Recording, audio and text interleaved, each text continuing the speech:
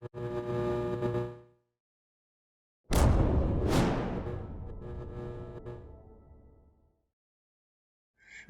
we have John Silver, Director at JFDI. JFDI have been creating automation solutions for business since 2001. They are technology agnostic, selecting the right technologies for each and every job. There's nothing these guys can't get their heads around. John is returning today to deliver his excellent talk on real-world business automation, a high-level, business-focused view of automation in all its forms.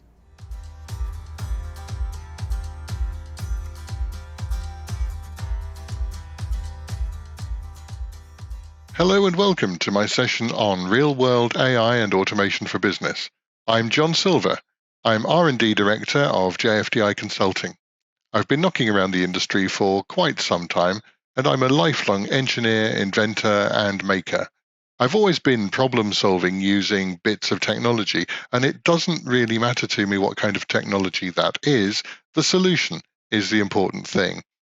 I brought with me to JFDI an ethical approach to consulting, which is shared by my co-director and co-founder, Joel Jeffrey, and we're passionate supporters of the UN Global Goals, because we think that the only way we can solve the bigger problems facing the planet is together and using technology. At JFDI, we like big, bold messages and very, very bright colors. We think that you can automate everything. We're technology agnostic.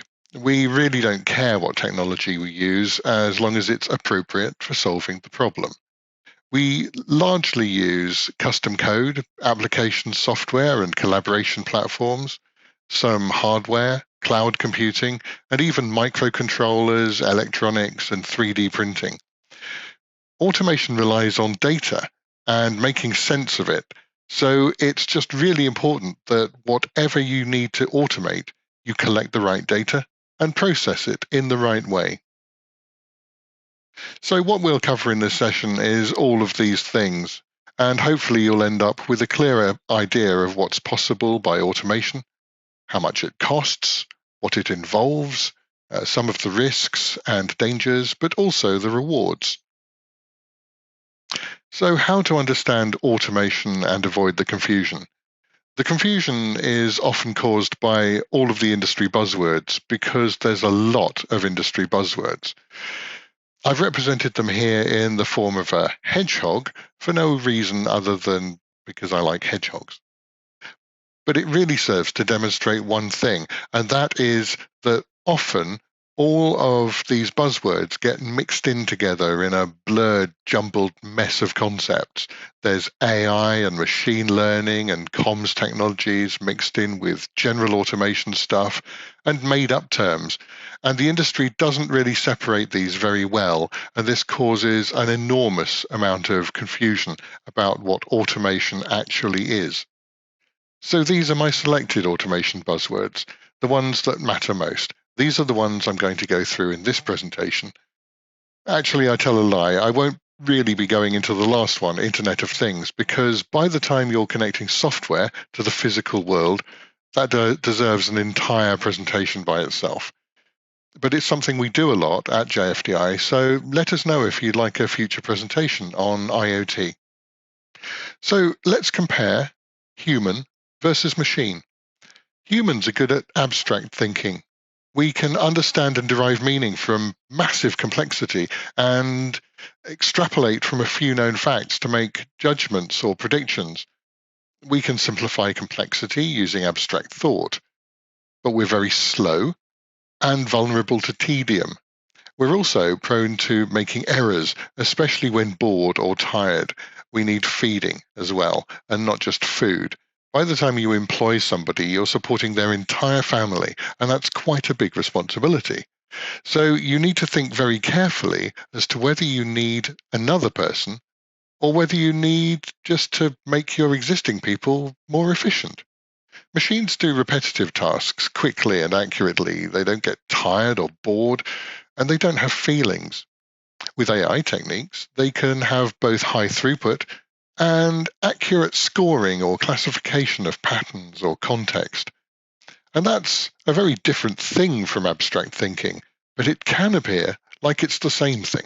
People are very flexible. Machines can only follow their programming, even if that programming incorporates learning and adaptation. The other thing is machines are made by humans, and therefore they're prone to design mistakes and bugs, but they do have very low running costs. So, how to automate the process? Well, first, we have to understand the process. This is actually more complex than you might think. Surely business people understand their business processes, but actually the majority of business people don't really understand their business processes at all. In middle management, hardly anyone actually sees processes, thinks in processes, and understands the processes that the company operates to do what it does. Even at board level, people often don't have a great handle on it. So we have to go in and understand the business processes intimately from those who actually know the processes. And this requires skills like knowledge elicitation, an entire discipline in itself. And we can't just make new automated versions of old procedures, because just because you've always done it this way doesn't mean it's right. It may be wrong now and even more wrong in the future. Next, we have to find the bottlenecks, the pinch points, the places where data doesn't flow well or stops flowing around the organization completely. They're the bits that cause your customers anger and your staff frustration. So your company really needs to get a handle on these and nip them in the bud. And automation is the best way to remove bottlenecks from processes. You need to identify the smart bits. These are the bits where human qualities are invaluable, like abstract thinking, judging a situation which may have grey areas, taking the kinds of choices that require some sort of moral judgment. Those are the bits where you need to integrate humans into the process, even the automated process. And that means that those bits may in turn become bottlenecks unless you take steps to ensure that that doesn't happen. You should solve the easy wins first. You look for these things because they're the bits that require the least effort and yield the biggest rewards, like replacing long copy and paste operations. The tiniest bits of code, the tiniest automations can actually deliver the biggest wins for your least investment to the organization and to your people. Finally, well, you should engage experts. And I would say this, wouldn't I? Because I guess I'm one of those experts. But this is a really important thing. If you've got a budget for automating processes, don't squander it on experiments. Don't try and fail at coming up with the best way of spending your budget. Ask somebody who's done it before, lots and lots of times, in lots and lots of situations, with loads of different technologies and with loads of different sorts of processes across many industries. It's really important to realize that in automation, in any system you create using technology, there are no silver bullets. You should ignore vendors and fanboys and fangirls and fan people, because ultimately they are all focused on tools, not solutions. You need to focus on the problem and work out the most appropriate solution. There is no single tool on the market that can provide all of the answers to your automation needs. It just doesn't work like that, and it never will. We use such a diverse range of tools to create and fabricate solutions for a very wide range of problems. And all the business problems we come across are completely unique and beautiful snowflakes, just like the businesses they come from. And that means that we have to be very, very solution focused. We can't just map one-to-one a person to a machine. People are supremely flexible and do all sorts of things in their working lives, switching context with ease. Software tends to be used to do one thing over and over again, so it's really important not to just think that you can map people to machines. Also, automation, like any system, is not a one-shot process. We'll see why in a little while, but it's all down to the chaotic and complex nature of change and the causes of change. So we need continuous improvement.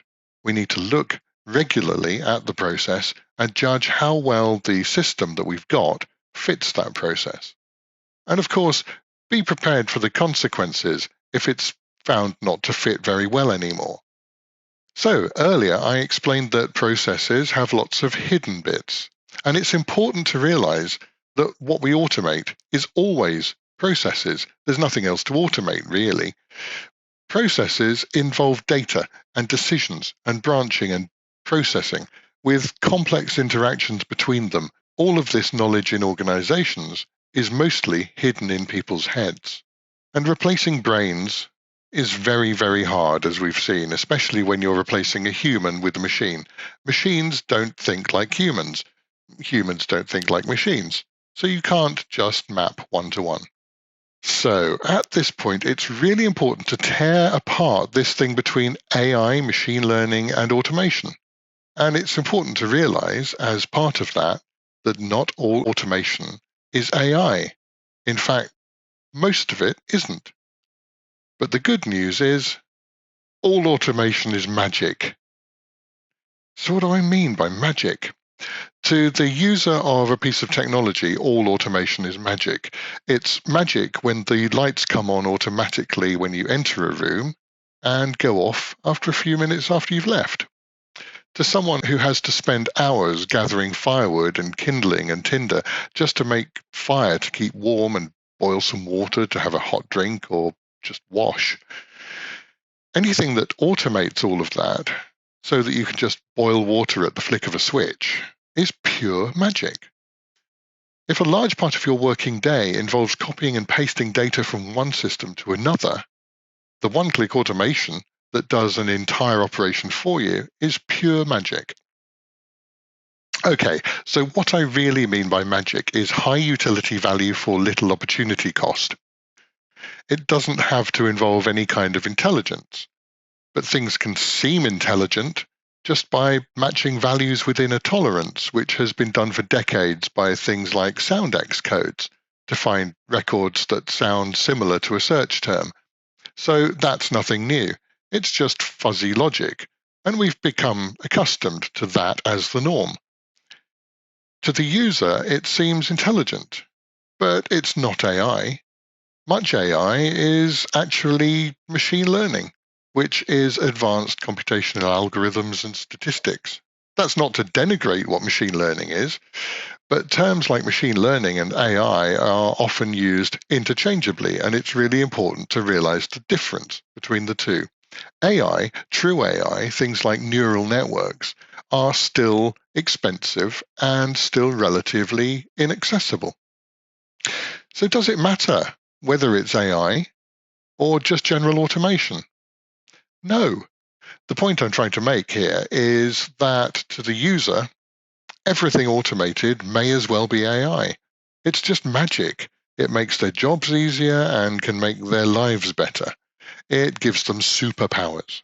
It makes their working lives better, and that's what we should be trying to do for our people.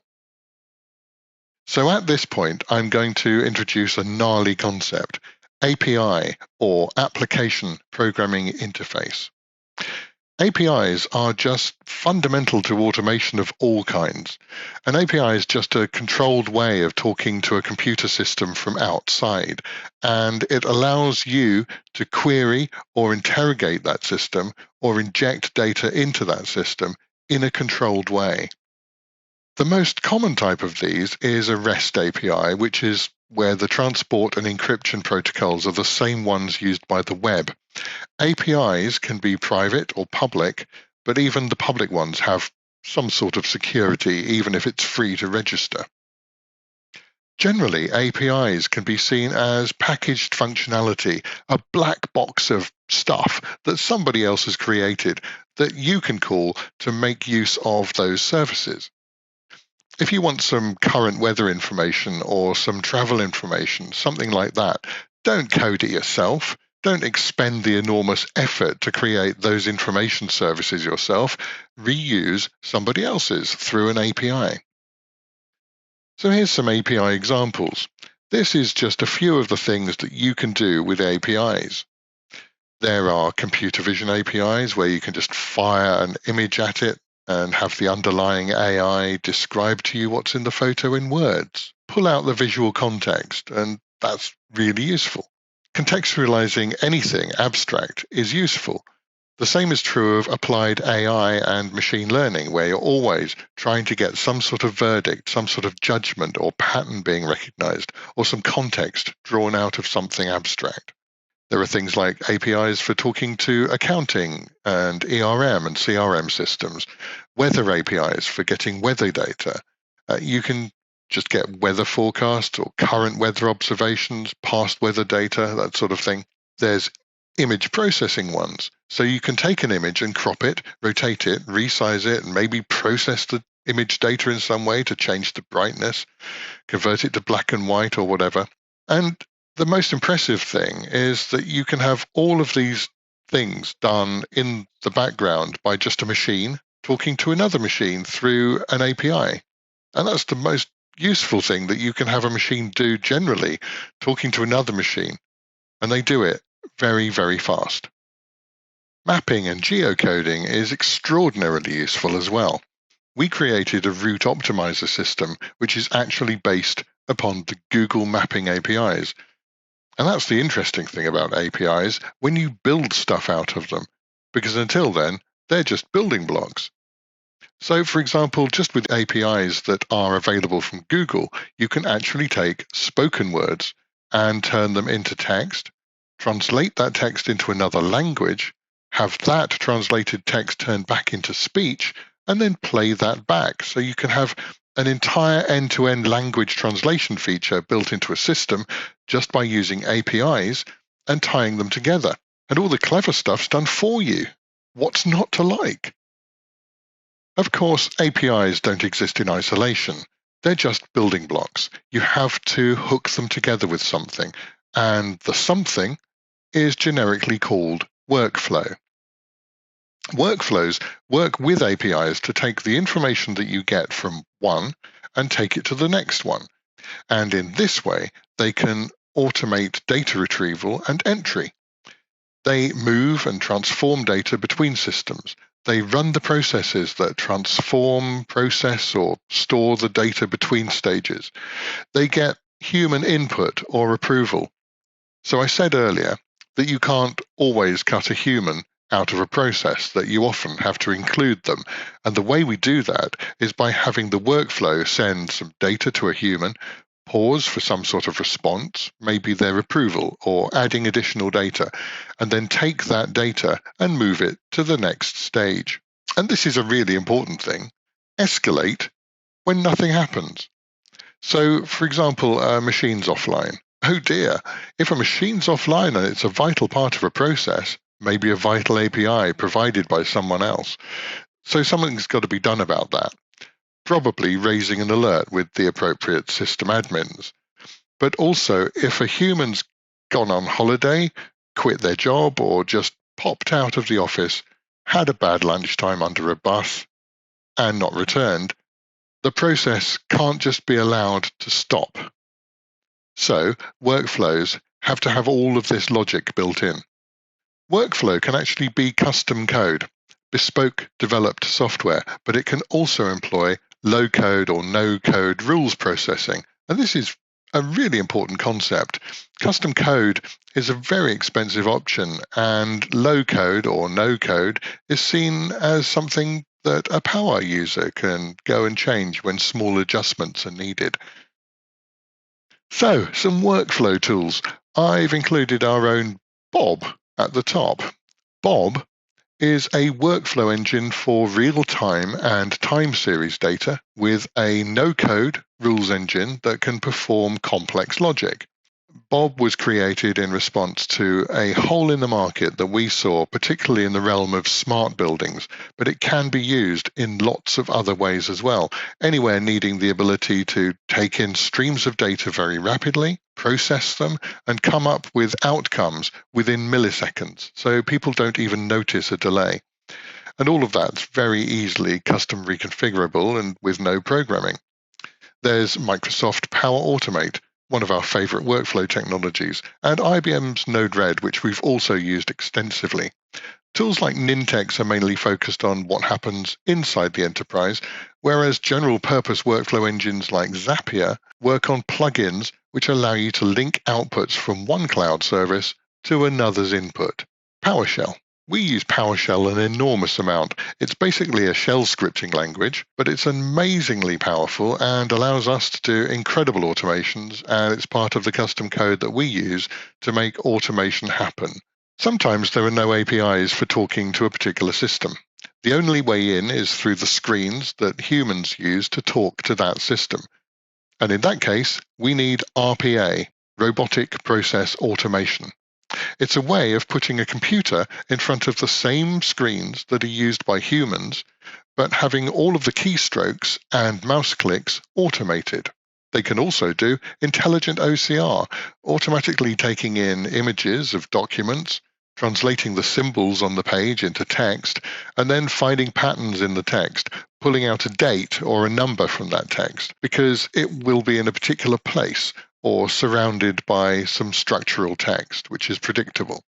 So you can scrape data from screens and web pages and paper documents, and you can record and template user actions as well. So when you're designing an RPA robot, you can take a user, sit them down at the screen that they would normally use, and have them perform the actions for a particular task, and then record those actions. Unfortunately, that doesn't give you an automated process. What it gives you is the skeleton of the human interactions that need to be automated. You need to put in all sorts of branching logic to cope with what happens if the back-end server's down, or there is an error message, or what happens if there's some invalid data. So RPA isn't as easy as it can seem, and it's sort of a last resort when you're using legacy systems with no APIs. But as the basis of one stage in a larger process, RPA is a seductive technology. The vendors and fans would have you use it everywhere, and that would be a massive mistake. So some examples of RPA tools. Well, the top one, Microsoft Power Automate UI flows. These are really new and interesting and exciting because they're provided by a major player, Microsoft, and that's quite an interesting entry into the RPA market. Things like UiPath and Blue Prism, they're currently the market leaders, and a lot of organizations are using these with great success.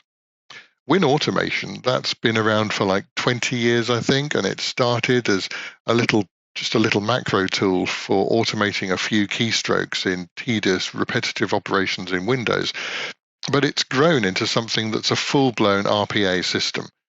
At the bottom, we've got custom code, because of course we can write custom code to do any of this stuff. Sometimes that's an appropriate thing to do. So earlier, we talked a little bit about machine learning. But what is machine learning? How do we make a machine learn? And what can we teach it? Teaching a machine involves feeding it some data. Along with contextual data, it can use to spot patterns created by external effects. All of that data forms the data set from which we create a machine learning model. For example, if you want to know how the usage of a system changes with the weather, then you collect the system usage data alongside the contemporary weather observation data. Next, you have to select an algorithm. And there are lots of algorithms to choose from in machine learning, and a lot of these are very confusing, very technical. But they all boil down to just three types: supervised learning, unsupervised learning, and reinforcement learning. Supervised is generally used to map input data to some desired outputs. Unsupervised is great for grouping or clustering data, and reinforcement learning trains the machine to make specific decisions, training itself through trial and error. Then we have to build the model. It's useful to split the data set at this point and use only half of the data to train the model. Then we have the other half of the data set, which has had nothing to do with building the model, to test the effectiveness or accuracy of the model. If you use all of your data building the model, you end up with no data to test it on. And if you use the same data that you train the model with to test the model, then of course it will always work. So you need to give the model some fresh data for testing. Like any system, we can improve it iteratively. Once we've got a model, you can test it using known data, compare its results to competing models, or the results of human processing. A lot of this is done in weather forecasting, where historical data effectively gives you the ability to see the future. So if you feed in your observation data for the past month and try to forecast the weather for yesterday, you'll be able to see instantly how successful the model was. And then the final stage is we take the model and make it part of our workflow. We ingest data and feed it into the model, then we take actions based upon what the model sees. So the model might pull out context from a set of data, or it might classify that data somehow. And so generally, machine learning provides some sort of decision support for either workflows or RPA. So here's some machine learning examples. We could interpret sensor data patterns. We've used this when we've got a complex series of data coming from a sensor that we're developing, and we have to interpret what that sensor is seeing as representing a particular situation. What you can do is create the data set along with an authoritative human decision about what the data from each operation should represent. For example, we had a doorway sensor to count people leaving or entering a room, so it needed to know which way people are going through a doorway. So with a little handheld wireless button, a tester could tell the computer which way we were actually walking. It would then capture the data, and then we were able to take all of these different readings, some of which are wildly different, but all of which conform to some sort of rough pattern. And we were able to come up with a machine learning model that would correctly interpret the patterns of data as whether somebody was entering or leaving a room. Face recognition. This is being widely used, quite controversially in some places. We can either detect faces, that is, recognize the mere fact that there are some faces in a photo. This is quite an easy task. Or we can actually recognize the identity of the people the faces belong to, which requires much more processing power, but can still be done accurately and astoundingly quickly with only modest hardware. We can describe photo contents, which is a kind of computer vision. This is very, very useful. We use this for analyzing our CCTV, for recognizing people and vehicles. For example, a person in a frame taken from the CCTV cameras at a time when there shouldn't be people there, and there's no identified presence. You can forecast weather using machine learning models, as I said earlier, and you can predict machine failure. This is one of the most interesting, useful things. Every component, every machine has a mean time between failure, and that's quite an interesting statistical number. It says how long you can use that component or machine without expecting it to break down. But by taking in telemetry from the machine or some sensors, you can often have a much better idea, much more accurate, of when that machine's going to fail. And of course, you do this by feeding in the data to an ML model. It will detect patterns that led to failure or normal function, allowing you to spot these patterns in future data before breakdown occurs. And this enables you to schedule machine maintenance in order to prevent breakdown. Why? Because breakdowns are really expensive. They generally require some sort of recovery and repair because damage causes more damage, and so preventing a machine failure is generally a much better option than allowing the machine to fail. So let's look at some everyday applications of machine learning. These are just some of the ways in which machine learning is used currently in many different industries. Some of them are more controversial than others. For example, enhanced candidate selection. But they can be really good ways of enabling people to do a better selection job or to recognize patterns when they need to. So, for example, getting alerts of good or bad news. I don't just mean looking at the news and doing sentiment analysis or something like that. It can actually mean, for example, looking at CCTV and judging whether or not there's something bad, like a fire. It may spot an occasional fire where there is none, but as long as alerts are forwarded to a human who can apply their judgment, before calling the fire brigade, then it's better probably than having somebody watch CCTV 24/7, because they'll fall asleep, they'll get bored, they'll do a crossword, they'll do anything else except their job, and ultimately they won't do a very good job of watching CCTV because people just don't. Detecting customer activity patterns is something the banks do. They'll block your card if their systems see unusual activity.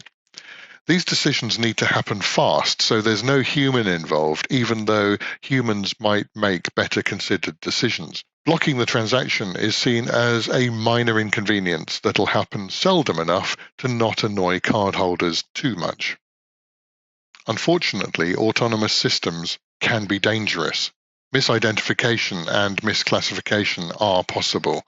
Sensors can fail, or their data can be misinterpreted. Audit trails are essential because whenever a machine is doing something by itself, we need to know how it got to a particular outcome. The best action, as I've often said, is refer to human, but not always. And sometimes that's just too slow an option. Plus, humans are fallible. So while I was finding content for this presentation, I came across this example of when algorithms go bad, and I just wanted to share this with you. I went to Adobe Stock Photos to search for pictures of people looking frustrated. So I searched for the word incensed, and I got this, lots of pictures of joss sticks. So here's how I think their algorithm works. It looks up the synonyms for your search terms, then it searches for sound-alikes for those synonyms, and so exasperated, incensed, incense. Lots of pictures of joss sticks here, but very few of anyone looking exasperated, except me. Unfortunately, sometimes automation failure results in more serious consequences. An Uber autonomous car hit and killed a lady called Elaine Hertzberg on March the 18th, 2018, as she crossed the road pushing her bicycle. The LiDAR system may have failed to see her. The car's systems may have misinterpreted the inputs coming from the LiDAR system. In any case, the car failed to slow down or stop, and the lady and her bike were hit, and unfortunately, she died. Anyone of a sensitive disposition should probably look away at this point. This is the moment of the accident, and the picture on the left is the lady who was meant to be keeping watch over this unproven autonomous vehicle, this deadly piece of technology as it navigated around the streets. But instead of watching what the car was doing, she was streaming an episode of The Voice to her phone on her lap, so she was looking down for most of the time that evening, and she failed to see Elaine Hertzberg crossing the road and didn't intervene. So this is a case of human operator failure, isn't it? Of course, this is not the only human failure here. The systems were designed by humans, and they were programmed by humans. There's multiple human failure going on in this accident. The people who sanctioned a test of an unproven piece of autonomous technology on public roads at high speed, they were at fault as well. So unfortunately, automation failure is always human failure. Ultimately, I suppose, Elaine Hertzberg had some role in this as well. She failed to see the car hurtling towards her. But that's victim blame and really not cool. So there's some other dangers in automation systems, and these are not unique to automation projects at all. They're general problems with all systems. Generally, when we create systems, we change things. And when we change things, we breed more changes. And you can't predict what those consequential changes are. So by the second generation of consequential changes, all your guesses will be wrong. So you build software to fit a process, and it may change the process. If not, which is unusual, then processes still evolve anyway. People change processes, markets change processes, legislation and regulation, they change processes too. Technology can change processes. Just putting a water cooler down the corridor can change people's behavior enough to change a process. So all of this change is chaotic, and change management is a profession precisely because of this. So one of the biggest dangers of any computer system is that deployed software is, at best, a time capsule like this. Or at worst, it's a ticking time bomb. It's frozen in time whilst the world moves on.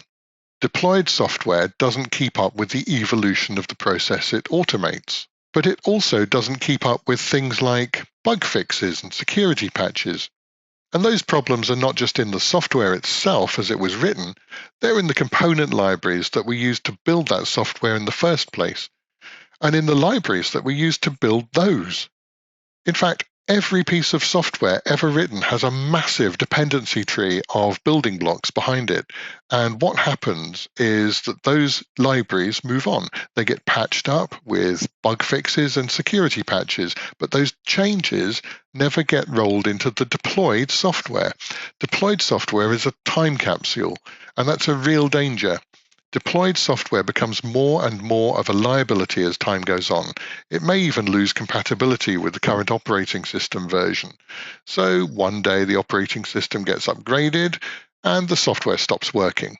Of course, you can roll in updates. You can find all of the updated libraries and you can get those compiled into a new version of your software and then test and redeploy your new version, and all the problems magically go away, hopefully. But unfortunately, that rarely happens, because once deployed, custom software is rarely updated whether or not processes have changed. And also, reanalysis is advisable or even required before any maintenance programming is done to see if there are any process changes. So it's expensive, but whenever you're creating some custom software, you should always put in place a review process so that you're regularly looking at whether that software needs changing. Otherwise, all you've got is a ticking time bomb. So, one of the other systems management problems that occurs in companies is the lack of inventory. If you ask the majority of companies this question, their answer is this. They have no definitive list of what software they've got deployed, what it does for the business, what process or version of the process it automates. The only records generally come from accounts because they know what they've spent money on, but they don't necessarily have any record of what that software actually does for the business, no matter how crucial or valuable those tasks are. That may have all been in someone's head once upon a time.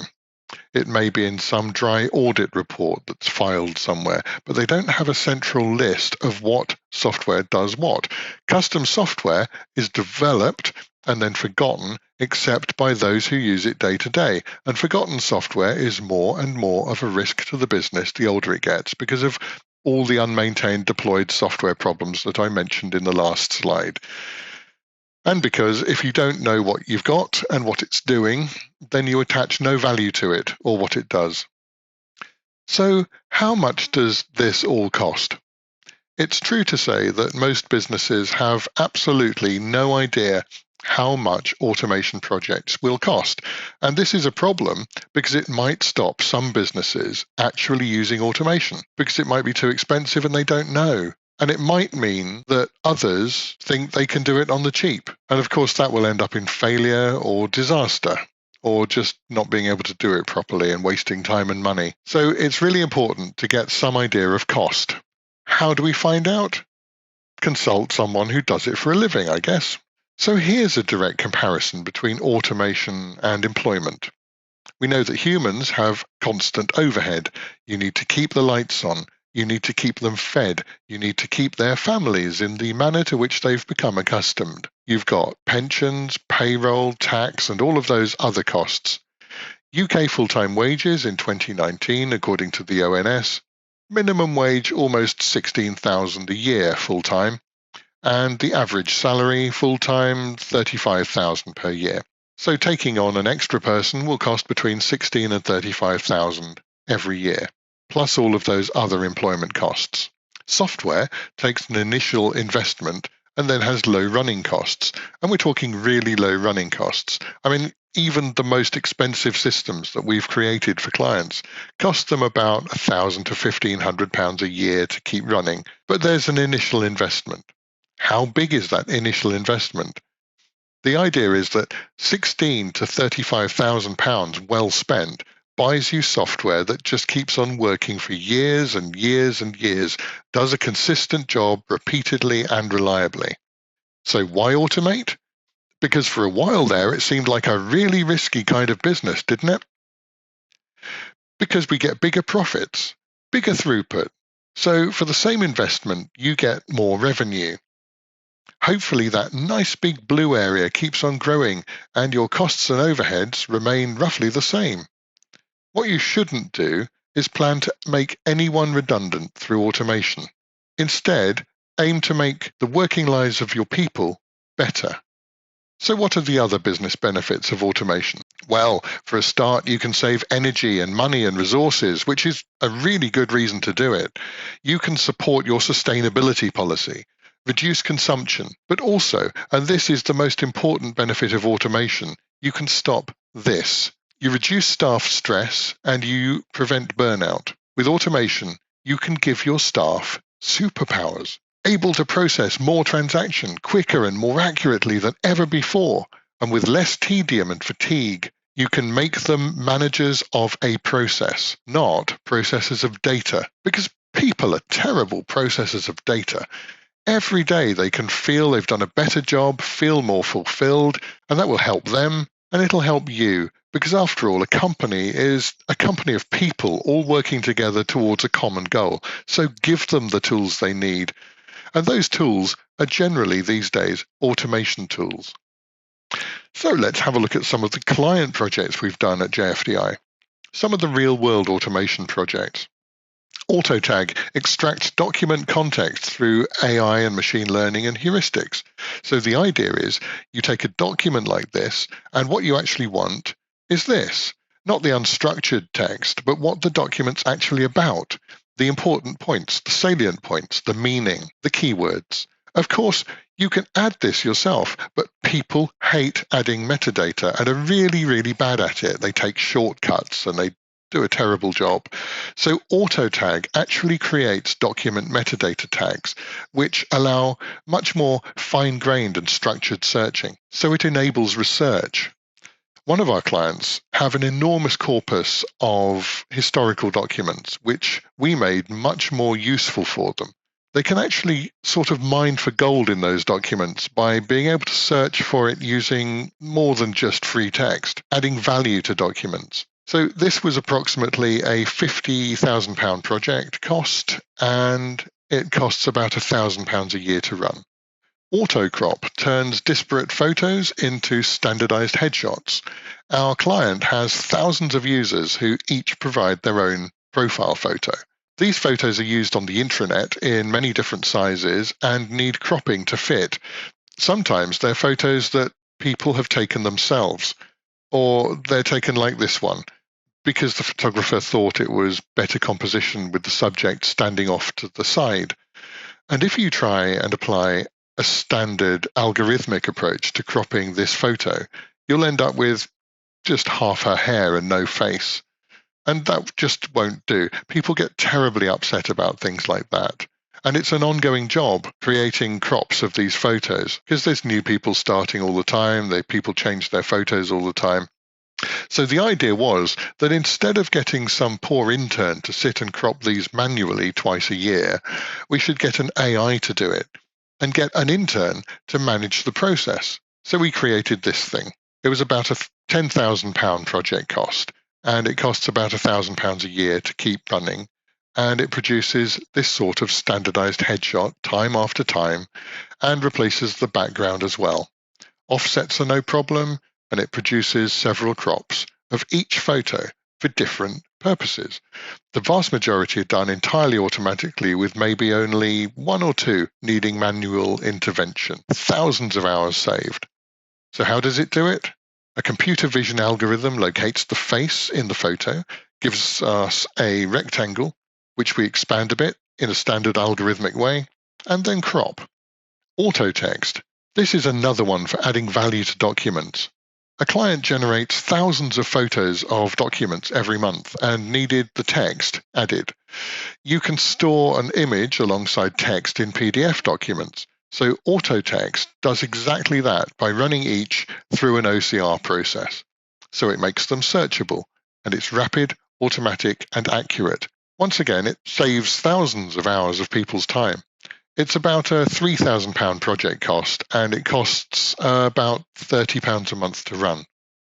So at JFDI, we like to automate our own processes, and we call that eating our own dog food or dog fooding. So we've created systems to reduce our manual workload. We don't have many admins. It's just 10 people who are very technical.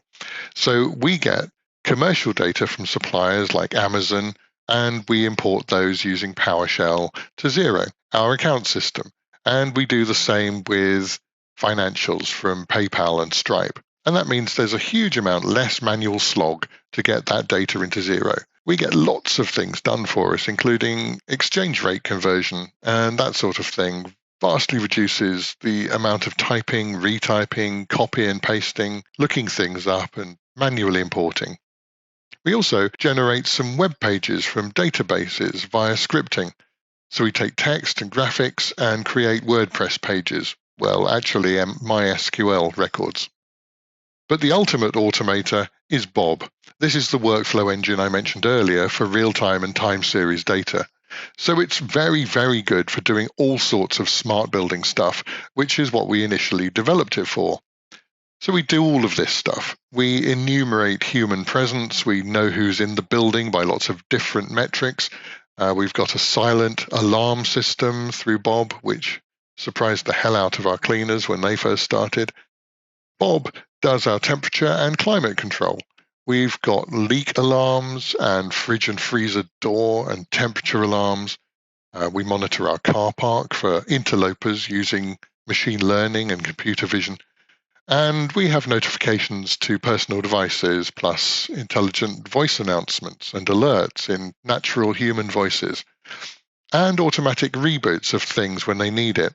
We've got old cameras, for example, and sometimes they freeze up, and Bob can detect this and reboot them. Lastly, toilet occupancy and pleasantness. Tells us when the toilet seat's been left up, and some gas detection and status lights to indicate whether the toilet is currently suitable for use. So if you have been, thank you for listening. This is me, and you can use this QR code to get to my LinkedIn profile, and you can email me at that email address. It's been a pleasure delivering this presentation for you, and I hope you've enjoyed it and learned something. Thank you very much. I'll look forward to taking any questions you have.